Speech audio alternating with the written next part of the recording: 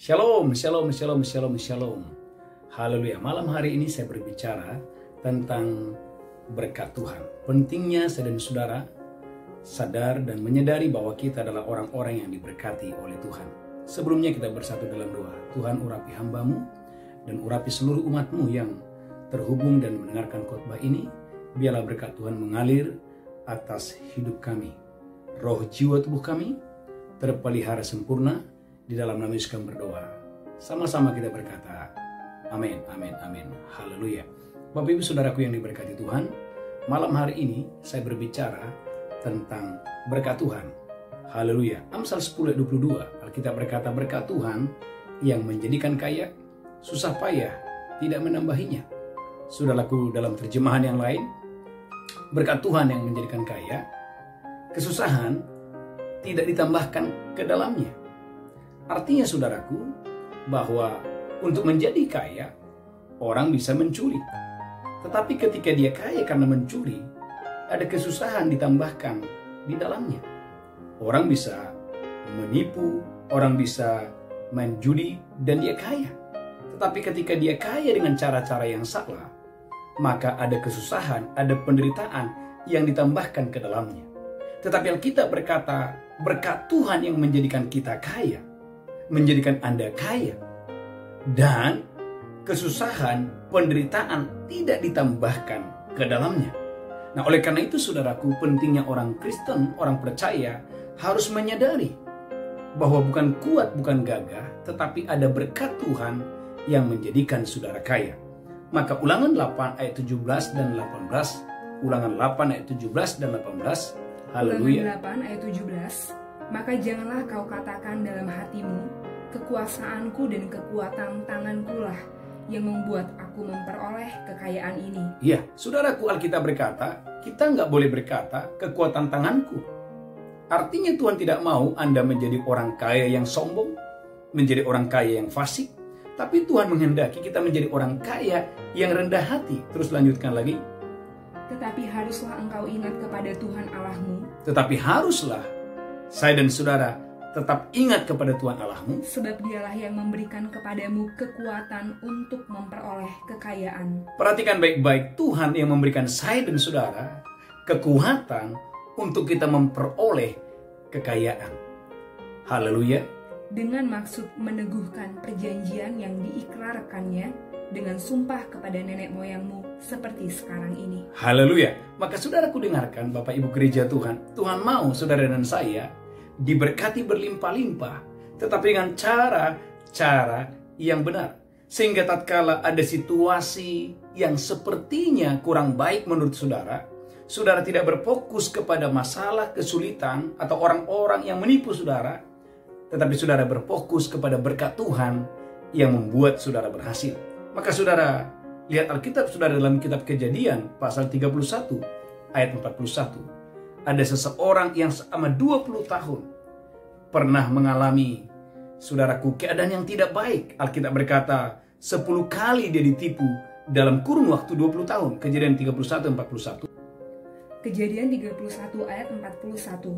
Selama 20 tahun ini aku di rumahmu, aku telah bekerja padamu 14 tahun lamanya untuk mendapat kedua anakmu, dan 6 tahun untuk mendapat ternakmu, dan engkau telah 10 kali mengubah upahku. Seandainya Allah ayahku, Allah Abraham yang disegani oleh Ishak tidak menyertai aku, tentulah engkau sekarang membiarkan aku pergi dengan tangan hampa. Tetapi kesengsaraanku dan jerih payahku telah diperhatikan Allah, dan ia telah menjatuhkan putusan tadi malam.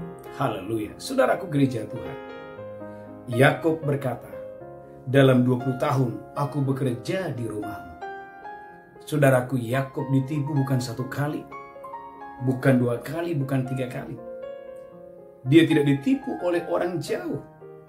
Tapi Alkitab berkata bagaimana omnya sendiri, bagaimana mertuanya sendiri, yang harusnya mensupport dia, yang harusnya mendukung dia, yang harusnya memberkati dia.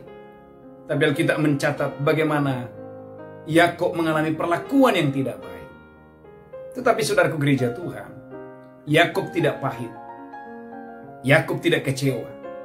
Karena Yakub tahu bahwa berkat itu datangnya dari Tuhan. Sehingga nyata terbukti, sekalipun Yakub ditipu, bukan tambah miskin. Sekalipun Yakub ditipu, bukan 2 kali, bukan 5 kali, tapi 10 kali. Alkitab berkata, saudaraku, Yakub tambah hari, tambah diberkati. Kenapa? Sekali lagi, karena ada berkat Tuhan yang menjadikan kita kaya. Saudara boleh melihat dalam Kejadian pasal 30. Kejadian pasal 30 ayat yang ke-42. Kejadian pasal 30 ayat 42. Kejadian 30 ayat 42. Amin. Tetapi apabila datang kambing domba yang lemah, ia tidak meletakkan dahan-dahan itu ke dalamnya. Jadi hewan yang lemah untuk Laban dan yang kuat untuk Yakub. Sebentar, hewan yang lemah untuk Laban yang menipu dia. Tetapi hewan yang kuat, yang gemuk, itu menjadi milik daripada Yakub. Terus lanjutkan lagi ayat 43. Maka sangatlah bertambah-tambah harta Yakub. Maka sangatlah bertambah-tambah harta Yakub. Dan ia mempunyai banyak kambing domba, budak perempuan dan laki-laki, unta dan keledai. Ia mempunyai kambing domba, unta dan keledai dengan jumlah yang sangat banyak. Maka gereja Tuhan, jangan biarkan setan menipu saudara. Kalau Anda pernah ditipu, Anda pernah diperlakukan tidak adil, saudaraku, jangan berfokus kepada orang-orang yang menipu saudara, orang-orang yang pernah menghancurkan saudara. Kalau saudara pernah ditipu, saudara pernah dihancurkan, ayo bangun kembali, ayo bangkit kembali dan percaya kepada firman. Bukankah firman Tuhan berkata, berkat Tuhan yang menjadikan kaya. Artinya ada berkat atas saya dan saudara. Sehingga sekalipun Alkitab mencatat dalam 20 tahun, 10 kali Yakub itu ditipu, bukan berarti dia tambah miskin. Alkitab berkata Yakub tambah hari tambah kaya. Dan saudaraku, Tuhan memberikan kepada Yakub domba-domba yang paling kuat dan domba-domba yang paling gemuk. Dan saudaraku, kita boleh melihat dalam Kejadian pasal 26 ayat 18. Kejadian pasal 26 ayat 18. Bukan cuma Yakub. Bagaimana saudaraku kita belajar kepada Ishak. Dia pernah mengalami juga keadaan yang kurang baik, tetapi berkat Tuhan membuat dia terus naik dan diberkati. Kejadian 26 ayat 18. Kejadian 26 ayat 18. Amin. Kemudian Ishak menggali kembali sumur-sumur yang digali dalam zaman Abraham ayahnya dan yang telah ditutup oleh Filistin sesudah Abraham mati. Amin. Disebutkannya lah nama sumur-sumur itu menurut nama-nama yang telah diberikan oleh ayahnya. Ketika hamba-hamba Ishak menggali di lembah itu, mereka mendapati di situ mata air yang berbuah-buah airnya. Lalu bertengkarlah para gembala Gerar dengan para gembala Ishak. Kata mereka, air ini kepunyaan kami. Dan Ishak menamai sumur itu Esek, karena mereka bertengkar dengan dia di sana. Lanjutkan lagi. Kemudian mereka menggali sumur lain, dan mereka bertengkar juga tentang itu. Maka Ishak menamai sumur itu Sitna. Terus lanjutkan lagi. Ia pindah dari situ dan menggali sumur yang lain lagi, tetapi tentang sumur ini mereka tidak bertengkar. Sumur ini dinamainya Rehobot, dan ia berkata, sekarang Tuhan telah memberikan kelonggaran kepada kita, sehingga kita dapat beranak cucu di negeri ini. Haleluya. Saudaraku, lihat bagaimana Ishak adalah orang yang diberkati oleh Tuhan. Alkitab berkata berkali-kali orang Filistin, saudaraku, mengambil miliknya. Setiap kali dia gali sumur, dan sumur itu berbuah-buah, tapi ada musuhnya. Ada orang Filistin yang mengambilnya. Tapi saudaraku, sekali lagi, Ishak tidak kecewa. Dia gali lagi, diambil orang. Dia gali lagi, diambil orang. Dia tidak pernah kecewa. Karena Ishak sadar betul bahwa berkat Tuhan datangnya dari Tuhan. Maka gereja Tuhan dengarkan. Maka hari ini Anda yang mendengarkan khotbah ini, jangan berfokus kepada masalah. Jangan berfokus kepada kekuatan saudara. Tapi berfokus kepada firman, berfokus kepada Tuhan yang mengurapi saudara, yang memberkati saudara.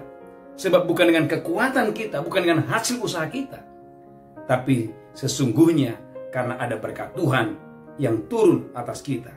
Sehingga sekalipun di masa-masa yang kurang baik, saya percaya Anda akan terus berbuah, diberkati berlimpah-limpah. Ayat terakhir, Yeremia 17 ayat 8. Yeremia 17 ayat 8. Maka gereja Tuhan dengarkan. Hari ini kita belajar bagaimana Yakub ditipu selama 20 tahun, 10 kali ditipu. Tetapi dia tambah hari, tambah diberkati Tuhan. Bagaimana Ishak diberkati Tuhan dengan dahsyat dan luar biasa. Sekalipun ada orang Filistin yang mengambil apa yang menjadi miliknya, tetapi Saudaraku, bukan berarti Ishak tidak diberkati. Dia tambah diberkati sekalipun ditipu. Ayat terakhir, Yeremia 17 ayat 8. Yeremia 17 ayat 8. Yeremia 17 ayat 8. Ia akan seperti pohon yang ditanam di tepi air, yang merambatkan akar-akarnya ke tepi batang air. Amin. Dan yang tidak mengalami datangnya panas terik. Yes. Yang daunnya tetap hijau. Amin. Yang tidak khawatir dalam tahun kering, dan yang tidak berhenti menghasilkan buah. Wow, Alkitab berkata, tidak berhenti menghasilkan buah. Dan tidak khawatir akan tahun yang kering. Alkitab berkata ada tahun yang kering. Saudaraku, dengan tegas, Yeremia 17 ayat 8 berkata, ada satu masa, ada satu tahun namanya tahun yang kering. Tetapi di tahun yang kering, orang yang diberkati Tuhan, daunnya tetap hijau. Orang yang diberkati Tuhan, orang yang disertai Tuhan, sekalipun di tahun yang kering, sekalipun di masa-masa yang krisis, daunnya tetap menghijau, pekerjaannya tetap menghijau, keuangannya, bisnisnya tetap menghijau, dan tidak berhenti menghasilkan buah. Kenapa tidak berhenti menghasilkan buah? Karena ada berkat Tuhan yang mengalir atasnya. Tuhan Yesus memberkati. Mari angkat tangan saudara, kita bersatu dalam doa. Tuhan, kami angkat tangan kami. Kami sungguh percaya Engkau yang memberkati hidup kami. Engkau yang memberkati umat-Mu. Kami rindu malam hari ini seperti Engkau memberkati Yakub, seperti Engkau memberkati Ishak. Biarlah malam hari ini semua umat-Mu yang mendengarkan khotbah ini diberkati berlimpah-limpah. Bagimu pujian, bagimu hormat kemuliaan. Dalam nama Yesus kami berdoa. Sama-sama kita berkata, amin, amin, amin, amin. Shalom, Tuhan Yesus memberkati. Haleluya.